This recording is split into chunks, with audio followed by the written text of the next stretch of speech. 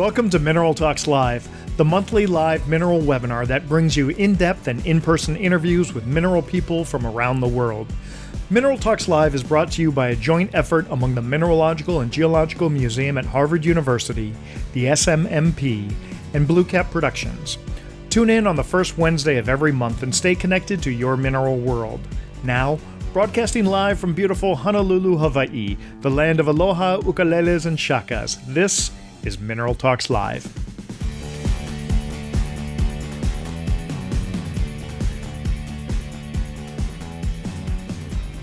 Hello, everyone. Today is Wednesday, September 6th, and we'd like to welcome you to another exciting episode of Mineral Talks Live. We're thrilled that you could join us because we've got a great program for you today. For those of you tuning in for the first time, I'm your host, Brian Swoboda, and I, along with my two fabulous partners, Dr. Raquel Alonso Perez and Dr. Eloise Gaillou, want to thank you for joining us today. Mineral Talks Live is a monthly mineral talk show where, for 78 episodes now, we talk with some of the best curatrix, curators, collectors, dealers, miners, researchers, artists, and media people in the mineral world. I'm proud to say that we are a majority female-owned program in the mineral collecting community, and we're thrilled that you tuned in today.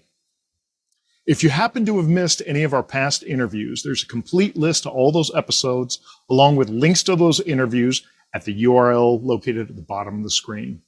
Now, one of the things that makes this program unique is that it's not only a live show, but it's a show where you get to interact with our guests. All you have to do is participate through the chat or the Q&A features, both of which are located at the bottom of your Zoom window. The chat feature allows you to type messages to everyone watching the live show.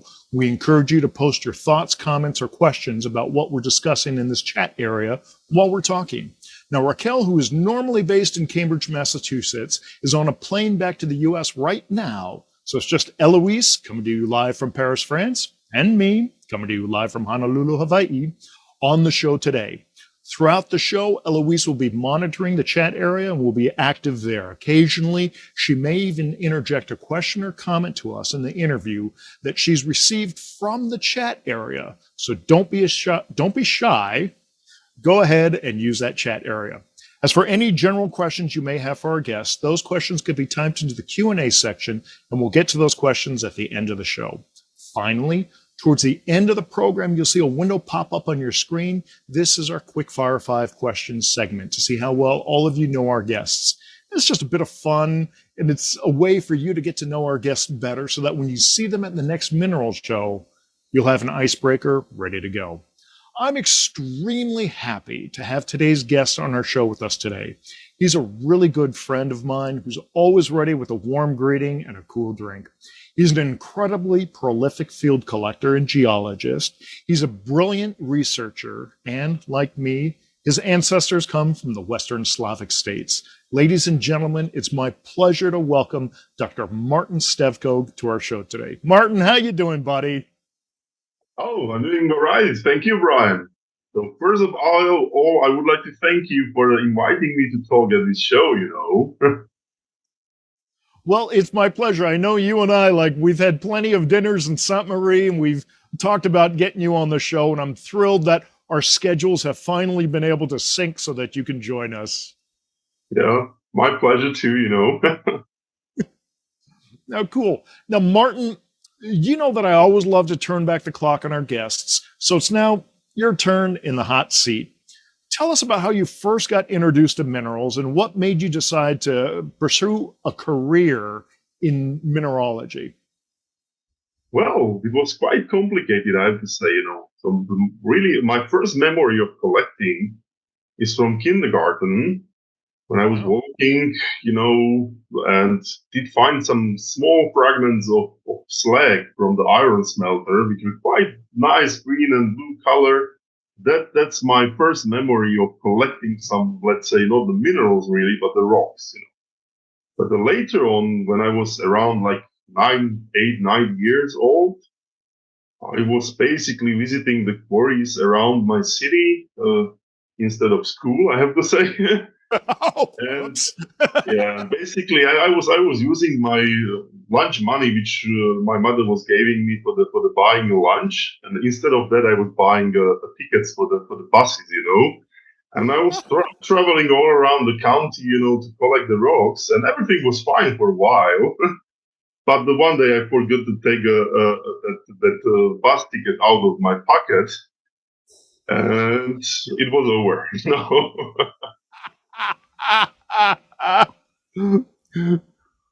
And then, later on, my fascination with the minerals was also highlighted by my strong interest in the inorganic chemistry as well.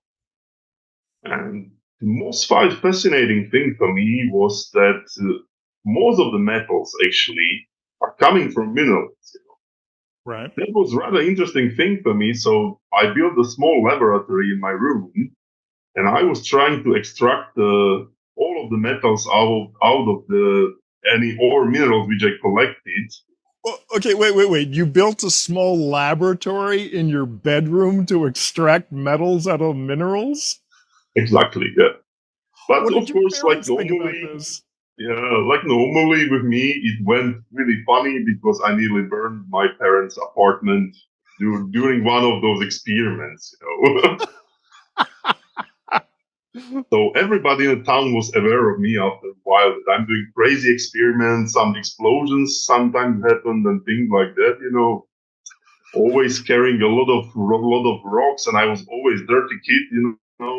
So the whole town was aware of me. Actually. So around 20,000 people were well aware that crazy kid is going home with more rocks, and he's going to do some crazy experiments after that. I love that. Okay, so how did you go from doing your strange kind of Frankenstein experiments in your parents' apartment to studying this and turning this into a career? Because you are a well accomplished geologist, you are an expert in crystallography. There's a big jump between these two phases. Fill that space in for me. Yeah, no, basically, I was playing with all of those experiments, and I was getting more interested in why those elements are there, how that whole thing is working, why that element is so common at some places, another is not that common, and these things. So that was the thing behind which started my interest to go deeper into the subject to understand why there is such a distribution of the elements, why minerals are formed, why they have a different colors and shapes and everything. And that, shifted me to the position that I really went and decided, okay, I'm going to do the geology to understand better what's going on, why the quartz is so common and why some other minerals are so rare and things like that. Super. Now, did you have, as many people have, did you have a mentor who kind of helped guide you and open more doors to either access to information or opened your mind a little bit more? Yes, of course I did. First of all, it was my father who was interested in minerals a bit as well, because he was somehow related with the mining industry. Ah, But okay. my grandmother put his private collection into the trash bin when he was in army. So at that point he stopped. But he was supporting me with these crazy trips later on. Oh, I And love he that. Okay, learned. so your dad was kind of in on it a little bit. Yeah, he was in a little bit, but after he lost his collection, he lost the interest a little bit. But once I Right. started those crazy experiments and everything, he realized that I have the same interest like he had before. So Right. sometimes we were leaching out the calcite specimens on our balcony, and everything was dropping down to the neighborhood balcony and things like that. And of course, he was doing that, but he said, "Oh no, my son, sorry, I have to excuse, but he's doing his crazy experiment once again." But he was pulling the acid into that system. So, but I was always good excuse for these things. Oh, I love it. I love it. So then you went to where did you go to school to study this when you decided you really wanted to put all the chips in, so to speak? So at the time when I went to the secondary school. We had two specialized schools actually in Slovakia, which were focused on geology. It was mostly like a mining and geology college, let's say. Okay. So I went to one of those schools, and yeah, it was quite nice. I have a lot of memories from there too, I have to say. Super, super. Now, Martin, you're both experienced in field work and research. So I want to talk about that, but I want to start with your field work, okay? Now, you and I first met in July 2017 at the Volodarsk Volinsky mine in Ukraine. I was there to make a film on the locale, and you were there as a chief geologist for Ian and Deanna Bruce of Crystal Classics. Now, I'm going to play a little clip from some footage that I shot because this clip speaks to the size of the deposit. This is a world famous deposit. Everybody knows this for the incredible heliodors and topaz and big Mauryan quartz that comes out of there. But I don't think that they really understand the size of this. So this first clip is going to kind of show that size, and then you and I can talk about that a little bit more after I play that clip. Now, I think it's interesting to note that a lot of this footage is going to be seen here for the first time ever. So let me go ahead and roll this footage. Yeah, it's one of the most famous pegmatite districts in the world. And yeah, that the whole history of the mining here was connected mostly with the mining of piezoelectric quartz for army purposes. It starts in early 1930s with a small development, and then in 1950s during the, or after the 1950s, and especially during the Cold War, it switched to a really extensive operation which was focused on the mining of quartz. And yeah, at that time, it was a really huge operation, and that scale for if we are talking about the pegmatite deposits, it's a really extensive scale. It's surprisingly big. I think that not so many people have an idea that this operation was really huge. That's a more than 22 kilometers long bench full of the pegmatite bodies, and the scale of the operation was really extensive, and it goes till early 1990s. So it was, at that time, it was really like a secret operation, and it was not easy to enter this area because it was special area of the special importance, because it has it produced something which was important for the Russian army. So hence, it was a closed area. It was not easy to enter this area, and it was high. It has a high importance for Russians. So there were, like, let's say, 6 pegmatite bodies, different. The surface one, uncovered by the pit in 1960s, 1970s, and then from the dead part of the pit, the edit is going that way, and it's uncovering the group of 206 with the many pegmatites with topaz and heliodor, like a 422 and other famous pegmatites. And then in that part, from the first bench, they sunk a shallow shaft to pegmatite 364, which produced really nice greenish edged crystals of heliodor up to 3 kilograms. So that's the second very productive group for heliodor. This is what I call the Ukrainian gumbo. I almost lost a couple boots. Went up to just about my knee, deep in this muck, and it does not let go. As you can see, it's everywhere out here. One area right here is worn. If you step into it, you're going to go down chest high. So this is what we do for heliodors. Here we've got Dan stuck in the gumbo. Her foot's about to come out. Rather than helping, we're just going to film. You're enjoying it. Yeah, I'm happy.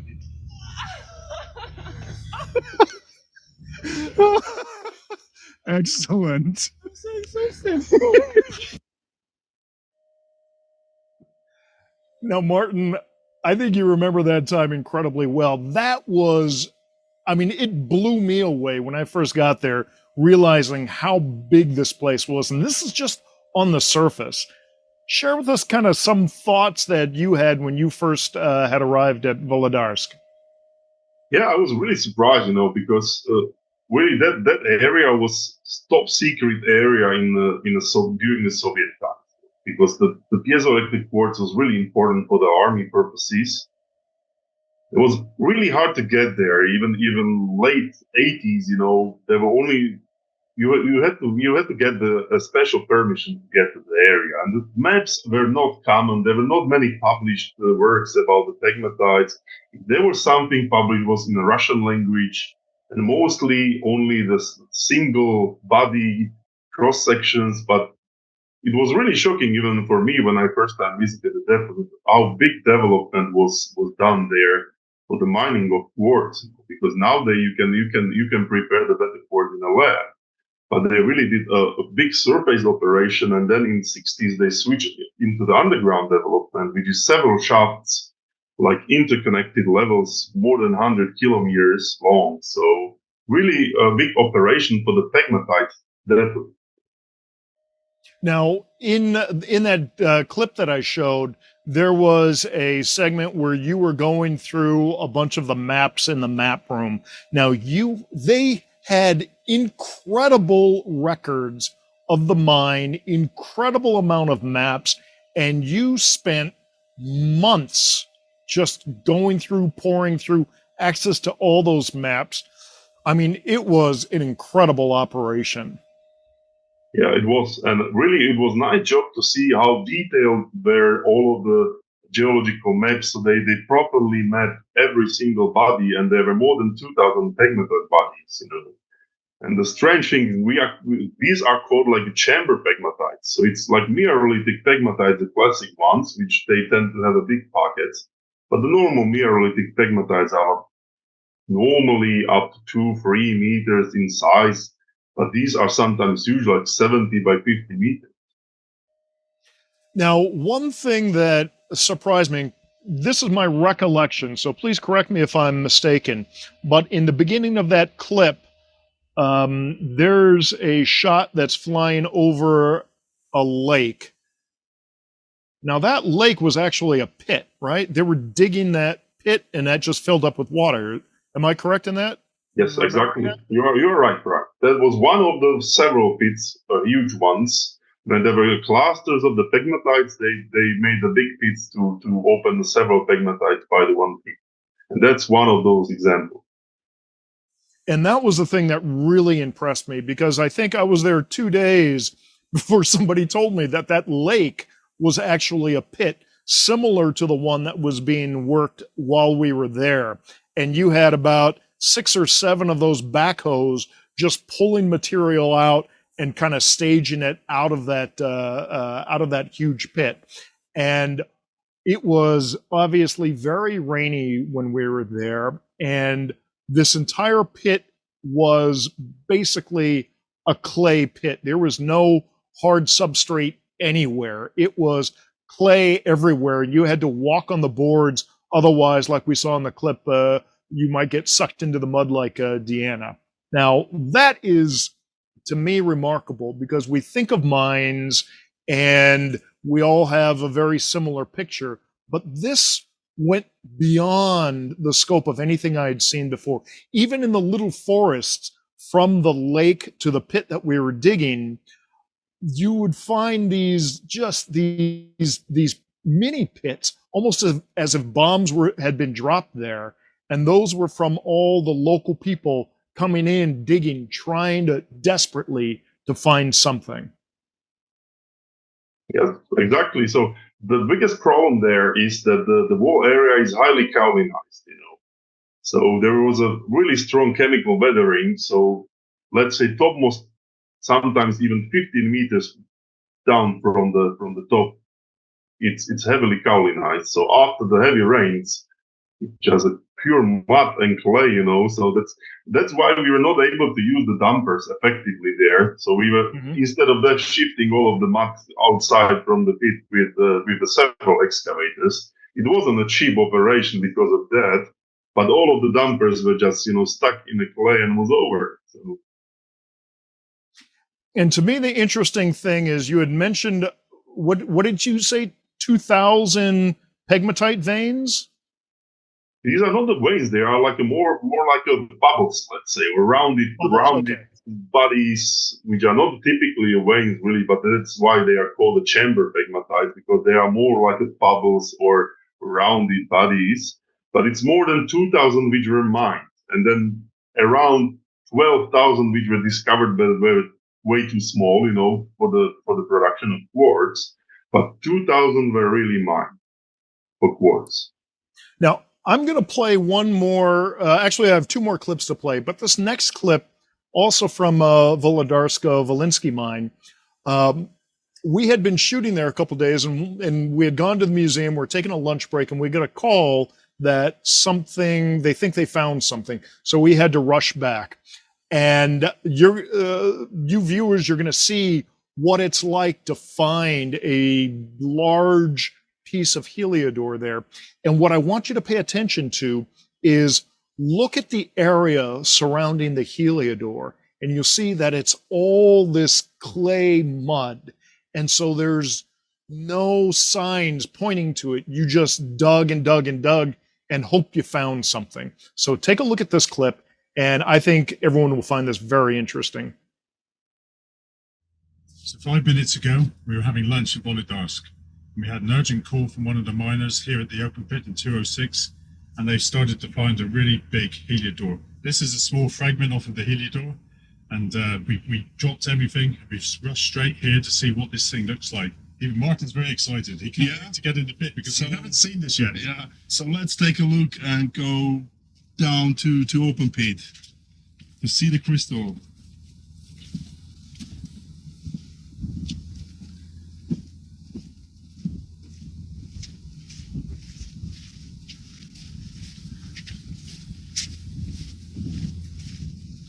At least it's not raining now. It's still very muddy.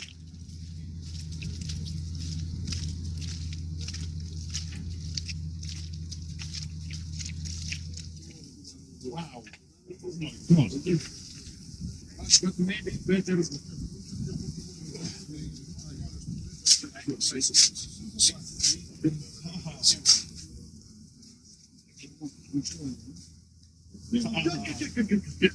Oh shit. Holy shit, look at the size of this thing. Wow. This is incredible. 1.77 billion years this has been in the earth. And now we're seeing it for the first time. Look at the size of that. Wow. You found this? Yeah. Right. Yeah, so that's collective work for all of the miners here. So yeah, hands up, you can see the result. It's great, nice etching, Beautiful etching on it. Look at that. Wow.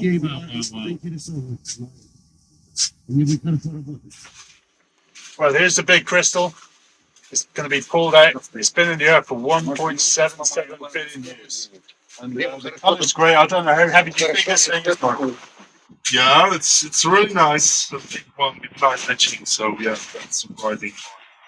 Yeah, it should be something. It's a heliodor. This is a heliodor giant, and we're not going to check it out. This has never been out of the earth. So,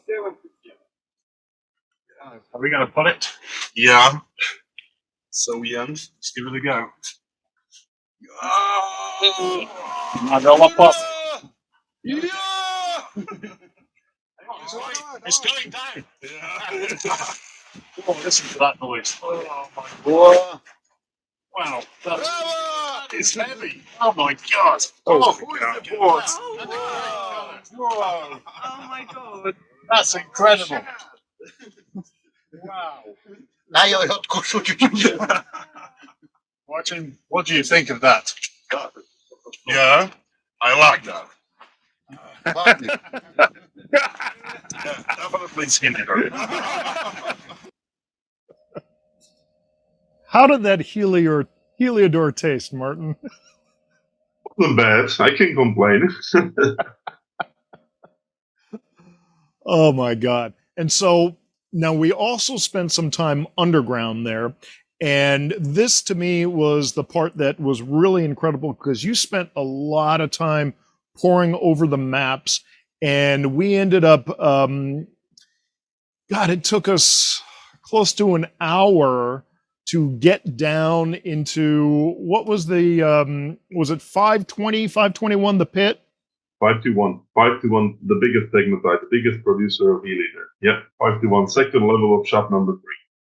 Okay, and this is where many of the great heliodor specimens that we see on display at the different shows, this is where most of the great ones came out from. Is that correct? Exactly. Okay. That was the best producer. Yes.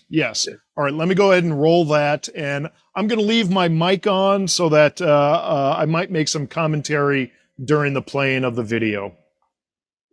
Yes, And Martin, feel free to also make any comments that you want. So this is the bucket that basically you have to climb into. That's Ian climbing in right there.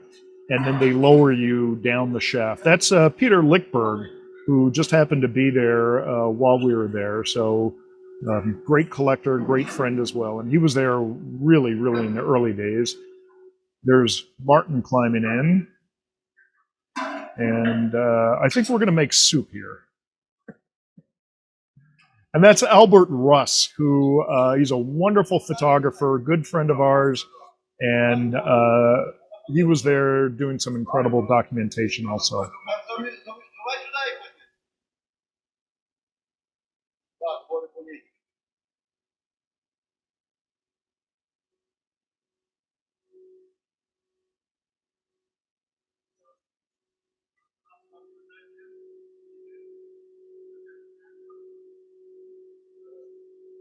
And then in a second, you'll see the big safety plate that is on top to prevent any rocks from hitting the people in the lift. So it's a 10-minute ride down the shaft here, and it's getting progressively cooler and wetter. You can probably see my breath in the air right now.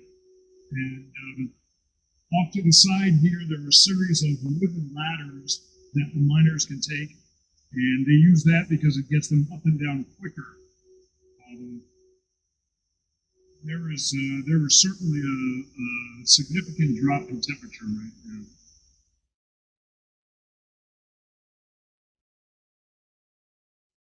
And Martin, what shaft is this? Yeah, Brian? Yeah, what shaft is this? This is shaft number 3. Number 3. So that's the level 1. And the pegmatite number 521 is located on the second level. So you have to walk down to the second level there. Okay. And this I remember so well. There was so much walking that we had to do. Incredible, just network of tunnels. Everything has flooded. All that noise that you heard in the background, those were the pumps that were constantly pumping out the water. So very wet area. And these are a couple of the shots that Albert Russ had photographed underground. Just incredible work. He's a real master at that. He's a wonderful photographer.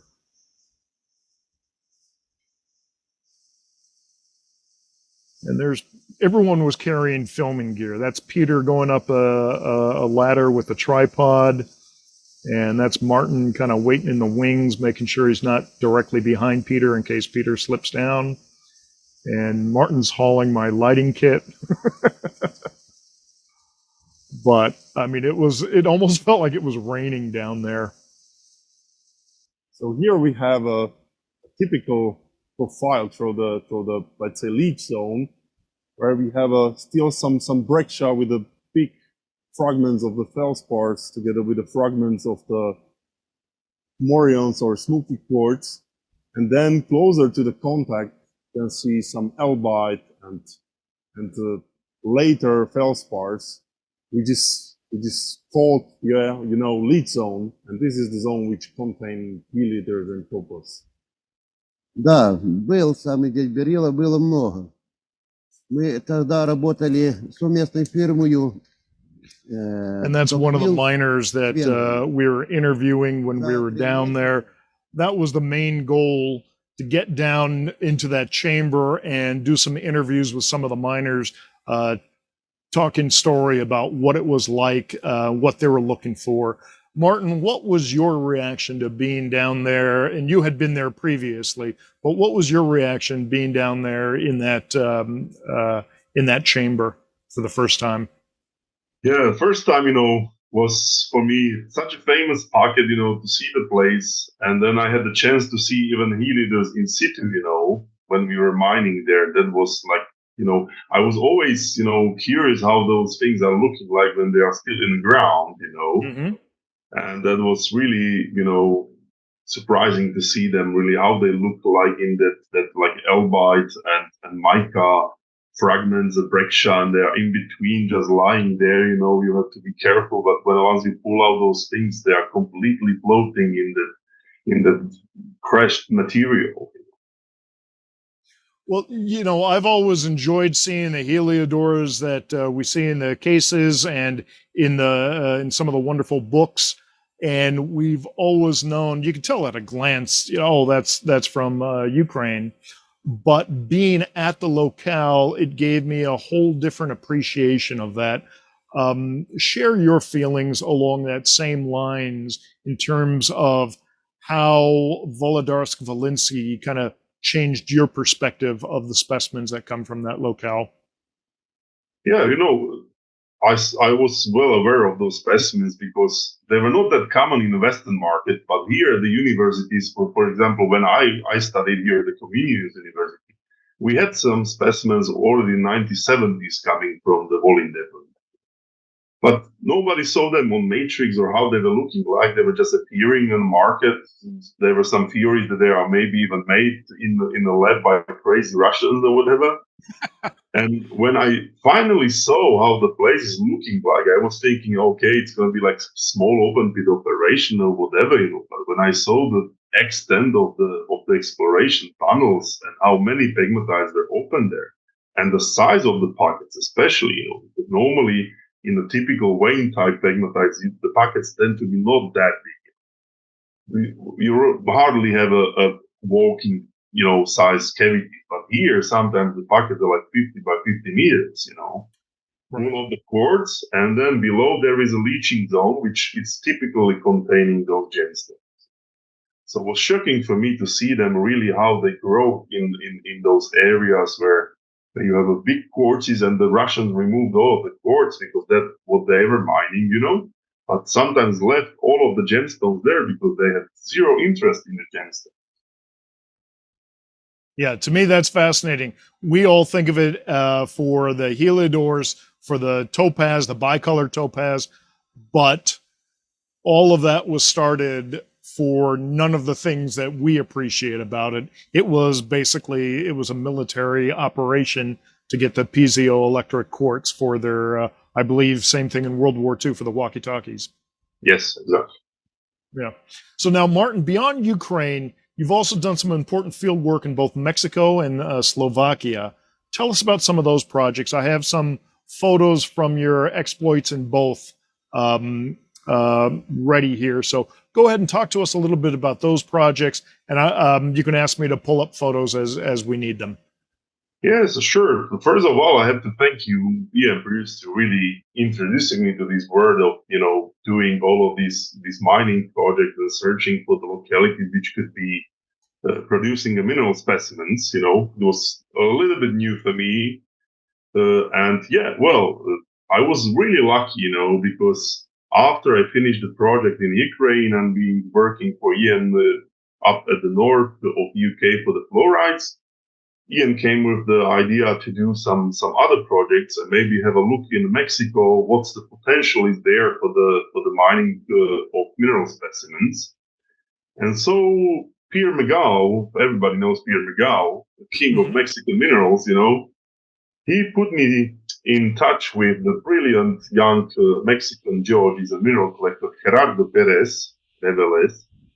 And together we spent some really nice time in Mexico searching for the different localities which might produce some nice mineral specimens, So we went all around Mexico to look at the different either active or closed mines, little prospects. We did a detailed mapping of some of the localities. And one of those localities was Apex, San Carlos mine. I guess you have a lot of pictures from there.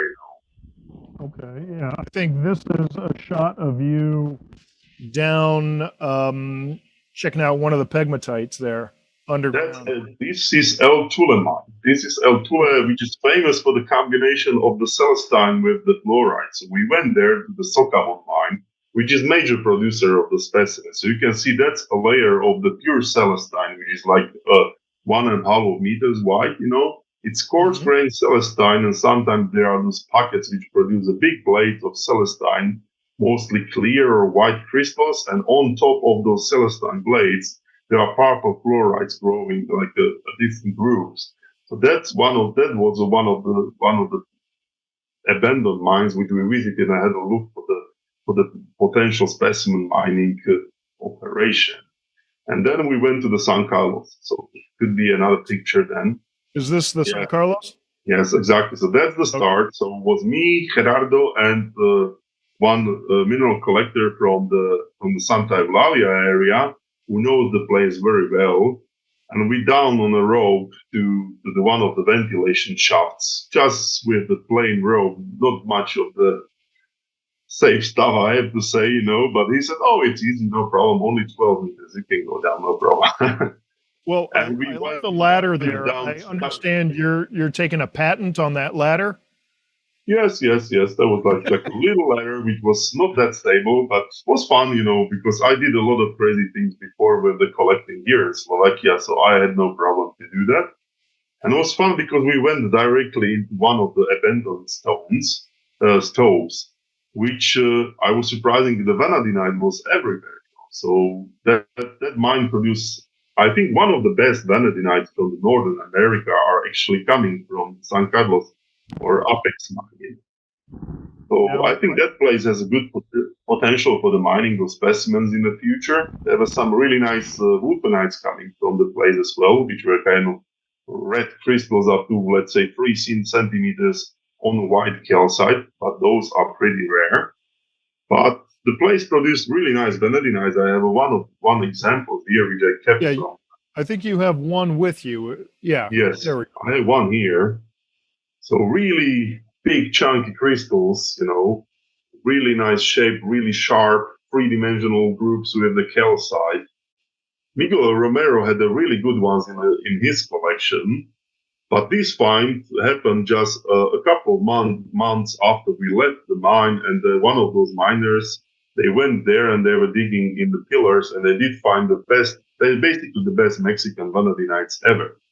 So that's one of the better pieces from the find, which it was a series of pockets, and they hit the market before the COVID, I think. And yeah, that was one of the good finds from the mine. Absolutely super. And so I've got this photograph of a very heroic and satisfactory looking Martin. Where is this shot?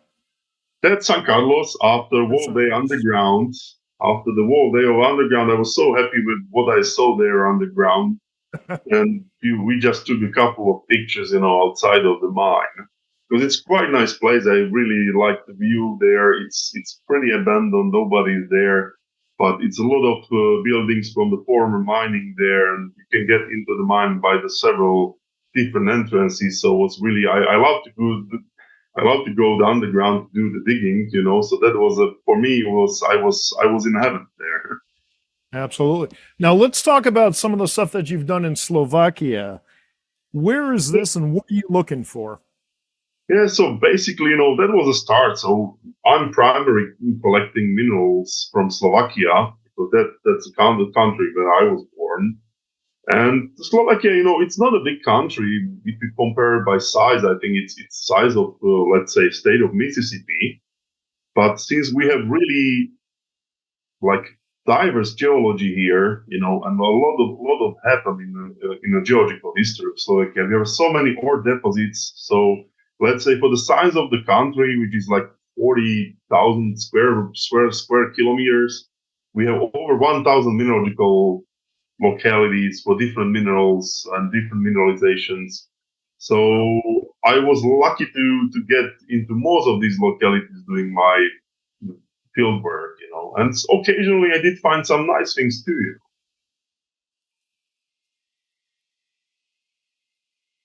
Yeah, so for example, that's a type locality of the one of the minerals which I described from Prodopshina, which is named after the locality. Okay. And That then, was just I love this shot. yeah, the shot from Albert Russ. We went to see this mine, which is abandoned tunnel. At the end of the tunnel, there is a lot of gypsum crystals, which they have a beautiful shapes.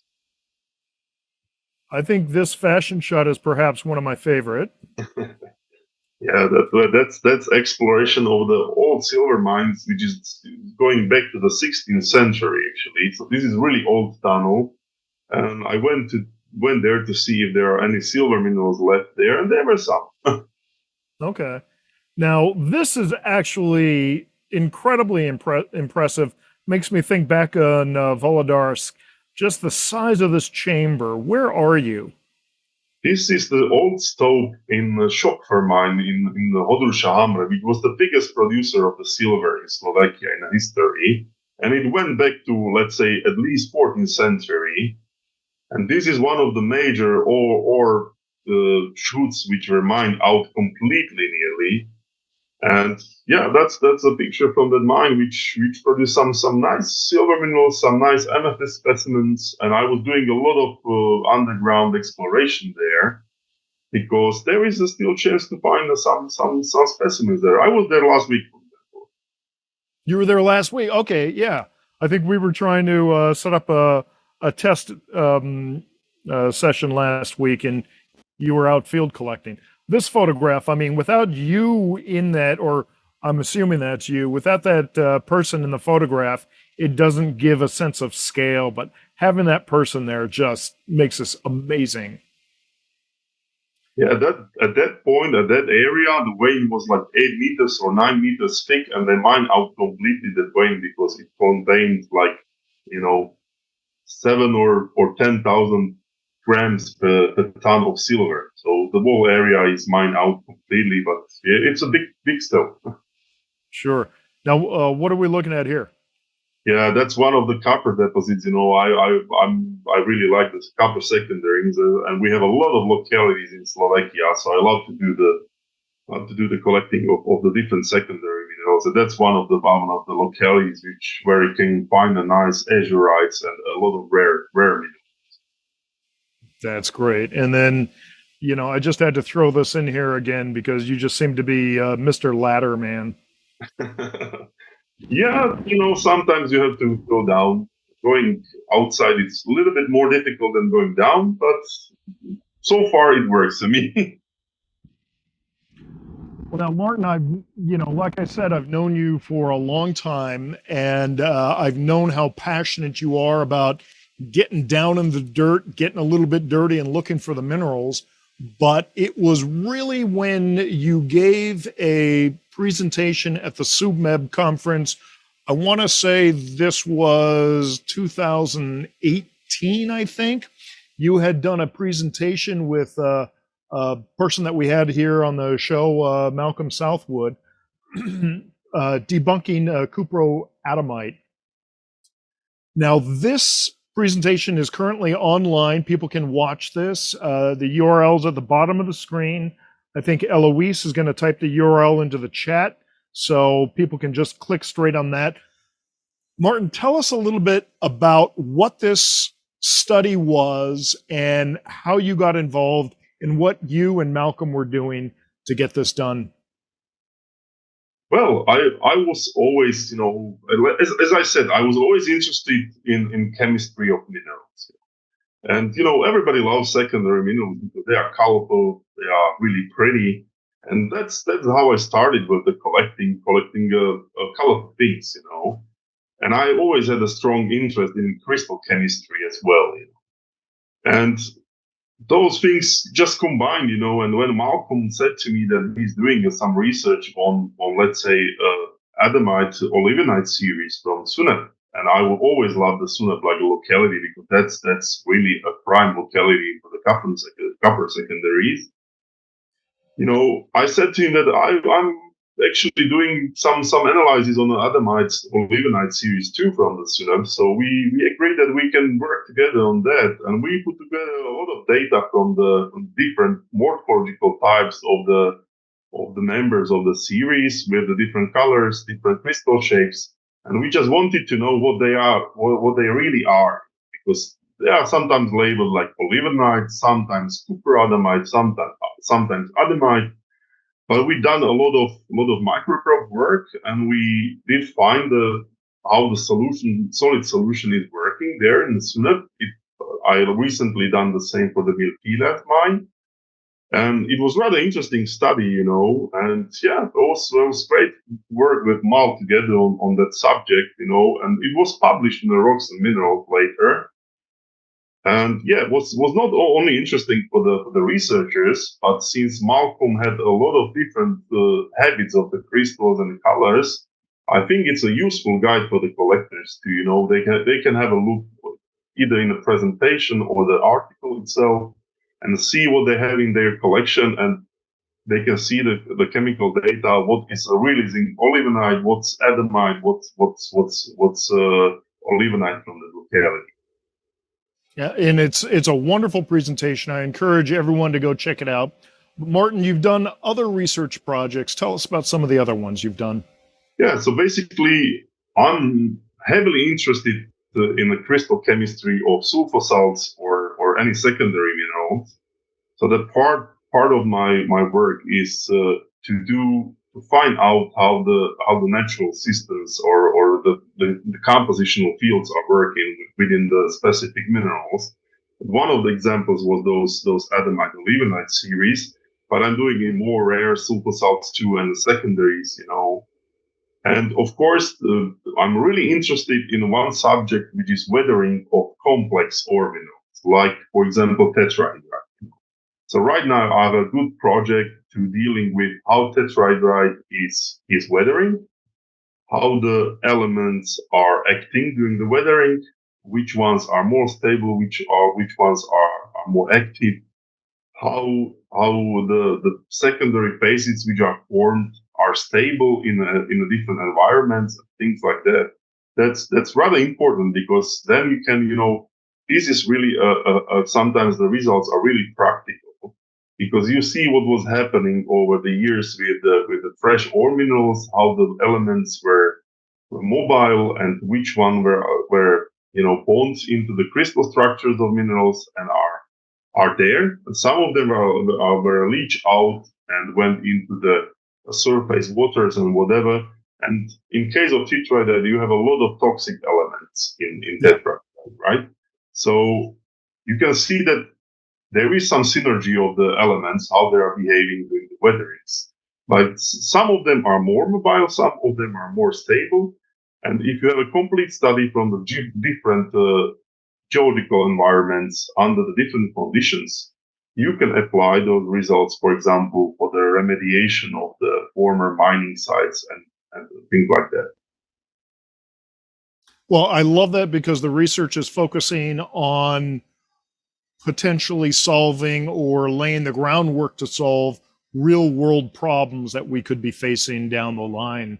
So I think any kind of research in that field is very, very important.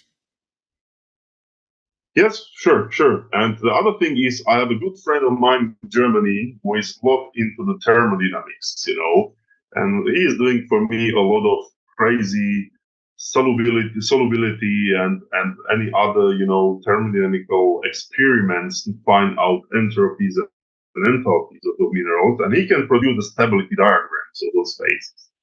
And I'm working on natural systems to see the real associations.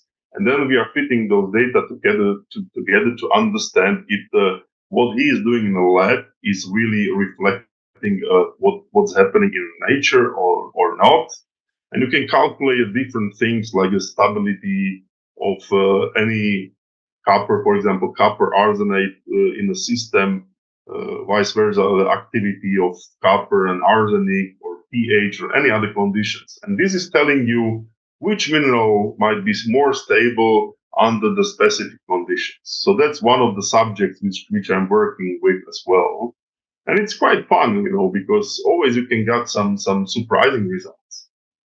That's super. Well, I mean, anything that can help us in the future, I love it. Now, Martin, in addition to being a field geologist, a researcher, you're also a mineral collector. So I know we're kind of getting towards the end of the hour here, but I'm going to start pulling up some specimens of yours. First, I think we're going to look at just ones in your collection, and then we're going to look at some of the ones that you actually field collected. So tell us a little bit about each one of these pieces as I pull them up.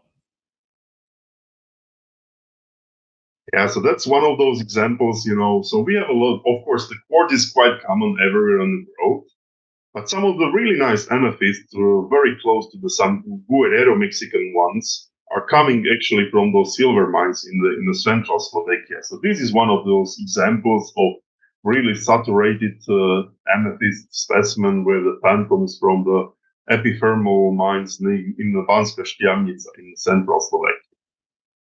Super. Yeah, then getting back to the copper secondaries. So there is one mythic species which, Slovakia is world best locality of the Develin.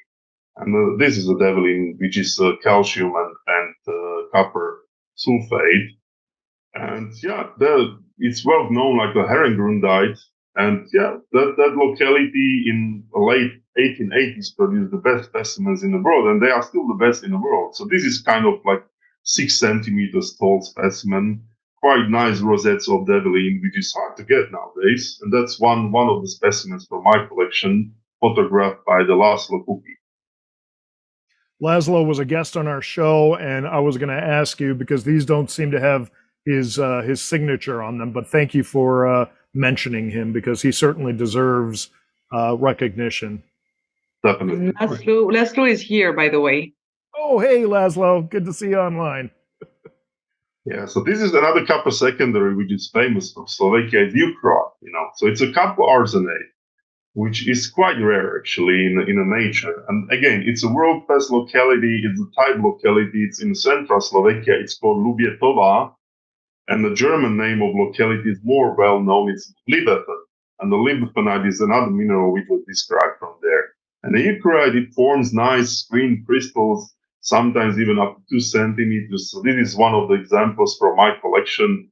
It's the field of view, it's around 6 centimeters, let's say. Again, an incredible picture by Laszlo. And yeah, that's still a world-class locality for the species. Even China produce some good-looking ones, but Slovakia is still the world's best locality for the species.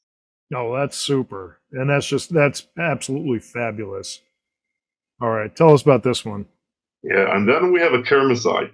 So, okay, the China killed the Slovakian Kermesite recently, or let's say 12 years ago, by the size, of course, because they produce like 12 or 14 centimeters fans, but they are a little bit too dark.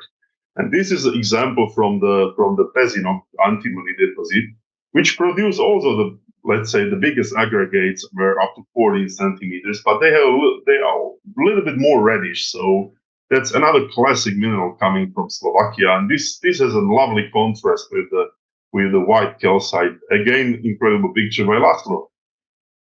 Superb. All right, now we're going to go to some of the pieces that you actually self-collected, and the first one is this lovely azurite. Yes, that was a surprising find because, of course, as you saw at the one of the pictures, we have a lot of secondaries. We have a lot of azurite here in Slovakia, but mostly like coatings or little tiny microcrystals. But then in 2016, local collectors did find a spot which produced even decent balls up to 2 centimeters or crystals up to 1 centimeter. So I spent a bit of time there at the locality, I have to say. It was right before I started to work with Ian, so it was a little bit hard for me because I was in between that azurite place and the Ukraine already. Mm-hmm. But I did find some nice ones. So this one is around 10 centimeters long, let's say. Yeah, and I got a bunch of nice ones there. I love it. This is such a picturesque piece. I really enjoy seeing this. Now this one is a barite, and I believe the photograph was done by Albert Russ. Yeah, this is Albert's picture, correct? And this is self-collected. I mean, it's just a barite, but this is a secondary barite from the supergene zone of the former iron copper mine. And this habit was called in old literature like Volnin, because they believed it's a new species, and later on realized it's barite. And the locality was producing specimens until, let's say, like 1880s maybe. And then basically the whole thing was shut, and there was no chance to get into the mine. But one day, a friend of mine did find a little hole in the forest, and we climbed down and did find the crystals up to 5 centimeters, which even they were better than the old ones in museums. And that's one of the prime examples which I got from the place which we called cradle to grave. Yeah. Oh, what a remarkable story. I love that a friend of yours found a little opening and you were able to crawl in and find this yourself. I mean, that's a story of hope and inspiration for all of us who want to do field collecting. All right, let's go on to this calcite, another photograph by Albert Russ.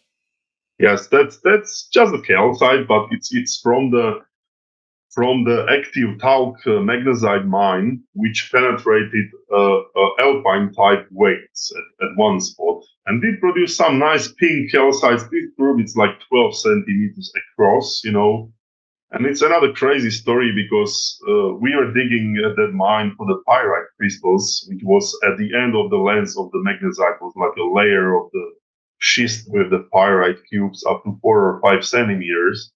But I have already full bag of the pyrite, and I was waiting for my colleague partner that he definitely he never had enough, And I suddenly needed to go to the toilet, so I went to the dead tunnel to do it, But suddenly after that toilet, I did realize that there is a little crack in the wall next to my toilet place, and I did find those calcites. Oh my God. So suddenly, next 3 days, we were working next to my toilet place, pulling out these calcites, and the green quartz is similar like from Nepal, those full of chloride inclusions. And there were some incredible specimens, like 12 centimeters long green quartz is included by the chloride with the pinkish calcites on top. But it was a little bit stinky there, I have to say. Oh, well, Martin, you give new meaning to the term bathroom rock. All right. Tell us about this guy here. This is great. That's a goethite, another picture by Albert. And, we have a lot of siderite veins, which they have a lot of cosons, and they produce incredible amount of the nice goethites. And I was lucky that I was actually born in a place which is not far away from these deposits.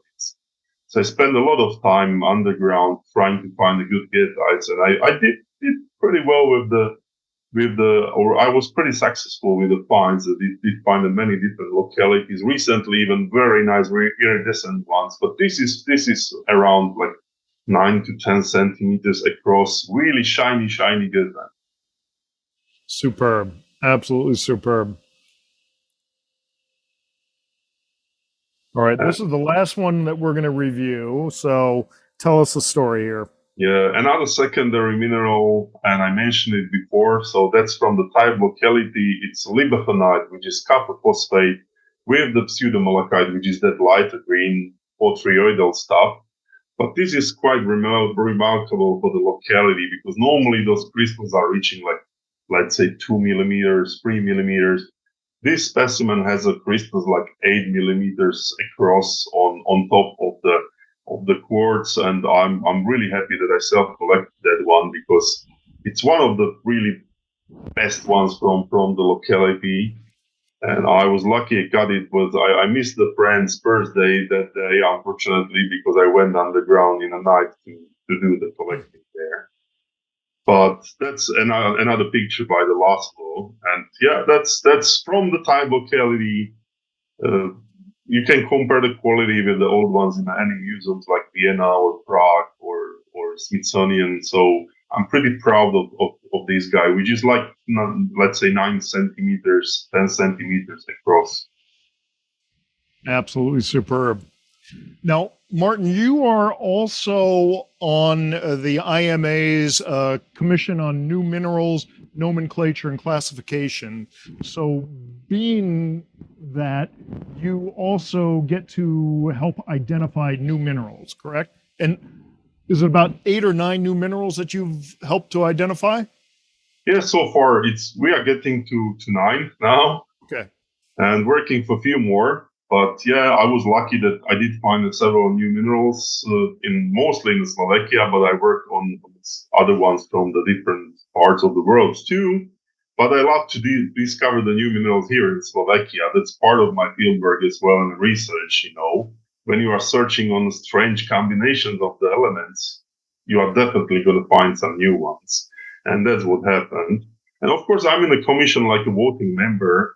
And every month I'm looking at the new proposals of the new minerals, accepting them, looking if everything is all right with them. And it's quite an interesting job, I have to say, because you are learning a lot of new things, a lot of new discoveries, and sometimes really strange minerals are coming out. So I'm really enjoying to do that job as well. So, do we have a Števko-ite on its way sometime in the future? Don't know. I'm describing and naming them after mostly the physical properties, or I love to name the minerals after the type localities, of course. But somebody else has to do the job, not me. Okay, all right. Then I've got 3 photos. Tell us about these that we're looking at. These are so this is one of the recently described. This one I described this year. So it's argento polybasite. So everybody knows the polybasite, which is sulfosalt of silver, antimony, and sulfur. Normally, a polybasite has a copper in the structure, but this one is a crazy one because it has no copper, and there were studies believing that the copper is actually stabilizing the crystal structure of the polybasite. And there was a paper published that the polybasite the structure of the polybasite can hold without the copper. But here we have an example which has 0 copper and it holds together and it forms nice crystals. So that's from Kremnica, from the silver gold deposit epithermal in Slovakia. That's one of those examples of the new mineral which I described in last few years. Super. Now, what about this one here? Yeah, that's my favorite. There was one picture showing me how when I collected those specimens. So it's dobshinite, it's a rosellite root mineral. So the rosellite normally it's a cobalt calcium or cobalt magnesium arsenate. This is just pure calcium and member. Of course, the really bright pink stuff is erythrite, but the light pink stuff it's a new mineral dobshinite, which is named after the type locality, which is Dobšina in Slovakia. Superb. Great job. And final one. Yeah, and the final one, another pink one. I don't have an addiction to the pink minerals, but I'm so unlucky that I'm always finding new minerals which are pink. I don't know why. And this is a pretty common mineral. Everybody knows apophyllite, and this is ammonium-rich or ammonium dominant apophyllite. So this is fluor apophyllite NH4 actually, which I described, I think, a couple of years ago from the xenolites in andesite quarry in eastern Slovakia. So this is one of the rare examples where you have ammonium in a natural minerals. Superb. All right.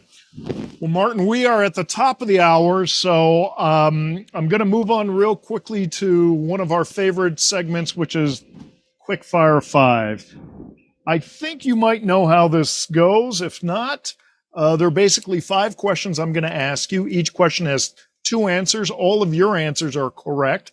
The viewers have already seen these questions, and they have predicted how you're going to answer. So we're going to see how well they know you.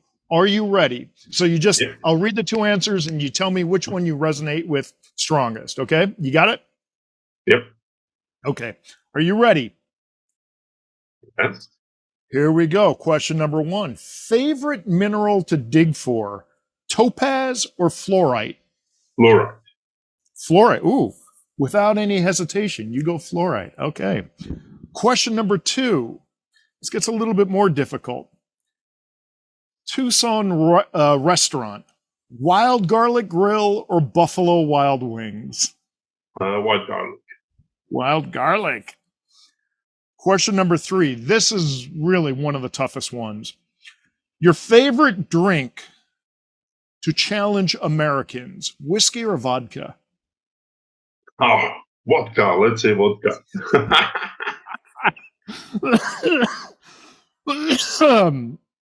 All right, question number 4. Favorite locality, Sumeb or Ohuela? Oh, that's a tough one. Let's say Tuna. Sumeb. And the final question, the most necessary food, steak or lamb? Steak. All Yeah. right, we got our 5 answers. Eloise, do you have our readers' answers? Or readers, I keep saying readers, viewers. Yes, I do. Okay, let's go. Question number 1, favorite mineral to dig for, topaz or fluorite? Martin immediately went to fluorite. What did our viewers say? Well, I think that answer surprised a lot of people, and a lot of people went for topaz and not fluorite. Yeah. Well, one thing we didn't show, Martin spent a lot of time working at the Deanna Maria and the Rogerly mine. So that might have been the thing that confused everybody, just because we didn't show a lot of, or we didn't show any of the photos of that or really talk about it. But Martin spent a lot of time up there in Weardale. So even though they got it wrong, I'll give them a point for that. Okay. Tucson restaurant, Wild Garlic Grill or Buffalo Wild Wings? Martin immediately did Wild Garlic Grill. He and I have had many meals there together. What did our viewers say? You know, Brian, we noted with Raquel that there was a lot of food and drink oriented questions. So we know there are some backstories there. So you have to tell them. Okay, back to business. People answer the correct answer. Wild Garlic Grill, indeed. Super. Fantastic restaurant. I love that place. I don't know if I'm going to go into too much of stories. You have Well, to tell yeah. us the stories. Well, the whole point is find us at a show, buy us a drink, and we'll share the stories with you. And this next one is certainly one that you have to find me or Martin in person, preferably both of us in person, to hear the story behind question number 3, which was the favorite drink to challenge Americans, whiskey or vodka. Martin, with a hearty laugh, went with vodka. I understand why. What did our viewers say? They don't know that story, Brian, but they answered vodka. Really? Oh, right on. Okay. Let's just say the short version is Martin and I went head to head drinking one night and I matched him. That's all we're going to say for right now. Fair enough, Brian. Okay, question number 4. Favored locality, Sumeb or Ohuela? Martin went with Sumeb, which I figured he would do, but I didn't realize it would be so difficult to make the decision. What did our viewers say? They answered Sumeb as well, yes. Sumeb, okay. All right. Martin, why is it so difficult? Have you been to Ohuela, spent time there? Yes, I've been there, and I'm recently working with Peter McGow on some of the secondaries from there too, and it's a lot of fun going there too, you know. So it was a hard decision to say. Yeah, no, I know that recently you posted a picture from the famous bridge at Ohuela on your Facebook account. So I'd love to learn more about what you're doing with Peter down there. Final question, necessary food, steak or lamb? Anybody who knows Martin knows that he is a steak aficionado. So no surprise when he answered steak. What did our viewers say? Steak as well. The viewers All right. did I'm very going to well let that today. be a 5 out of 5. Congratulations, all you viewers. You've gotten Martin pegged. Luis, let's go to the Q&A section. We have questions from the viewers. Yes, so we had a lot of comments in the chat. Probably you saw the little hearts and thumbs up and things appearing on your screen as well. So a lot of not comments, comments more than questions. Actually, for the last minerals that you discovered, I don't know their names, so I could not answer people in the chat asking me for the different pink new minerals that you discovered. I don't know if you can spell it out, maybe. Okay. Yeah, that's argentopolybasalt. Yeah. Not the That's not a pink one, yeah, no, not the apophyllite. Those ones, yes. This is dobshinite. It's quite difficult to pronounce, but the town is called Dobshina, Dobsei, Dobshina, yeah, and it's called just at ite, and it's Dobshinite, Okay, got it. And was Thank there you. confusion about this other one, or they're good with this? No, the question was on the other ones. Okay. Yeah, the other one, yeah. Okay, now Laszlo had a comment for mostly you, Brian. Okay. Uh-oh. So he's saying, "Hi guys, amazing footage of the Volodarsk deposit. I bet you have some more on your drive. Will them ever be compiled to a complete documentary like the Mogok or Perdenera movie? So mineral people would be flattened to see, especially after all seems to be lost forever." So, question for you, Brian. Will we be able to see the full version? Someday. We weren't able to finish the filming that we had originally planned, and obviously now some of this footage probably could never be shot again. The footage is safe. When I was in Sainte Marie, actually that night that you had arrived, Eloise, remember I saw you in the restaurant? Yeah. I was having drinks with Laszlo and Pavel and Martin upstairs, but on my way out, I ran into the Volodarsk people, and they want to start exploring what we can do with the footage that we've already shot. If there's a way that we can change the original story that we had scripted so that we can still produce a film and kind of repurpose it. So nothing is guaranteed, but I will say that there is renewed interest in bringing all that footage to life. So it's Okay. a qualified, yeah, maybe. So we were very privileged tonight. Thank you for at least, Yeah, getting and that film today. I haven't even seen that footage for, God, Martin, we shot that back in 2017. 17, yeah, exactly. Yeah, I don't think I've even seen that footage for 4 years or so. It's just been in storage. And I told Martin, I said, I think I have a drive, because everything I have is backed up on tape, and it's a real long process to pull it out of the archives. But I had a hard drive with all the footage on it. So I said, I think I'm going to be able to pull some footage for your interview. So yeah, it was the first time I've seen it in 4 years. And I spent most of yesterday going down the rabbit hole of watching some of this old footage. So it was a lot of fun. So yeah, I would love to bring this documentary back to the front burner and release it as a film. Okay, noted. We'll remind you. No worries. Okay. All right. Louise had a very interesting question. Okay, so because of the current rush for critical elements such as lithium, rare earth elements, copper for batteries, energy, etc., is there an upswing of interest in mining these areas for this purpose? Yes, of course it is. I mean, we can see it even here in Europe. I'm actually in a commission here for the Ministry of Environment, which is responsible for the mining of critical elements here in Slovakia. And the whole European Union is interested to find a new sources here in Europe. So yes, it's starting. You can see that there are several projects starting with exploration for cobalt, nickel, and lithium especially. Lithium, yes, exactly.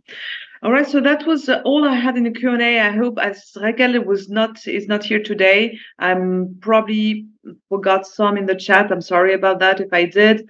You can most likely contact Martin directly, maybe through or directly through us. You can send us an email with at info@Mineral Talks Live. That will be very helpful. And in the meantime, you've got it all.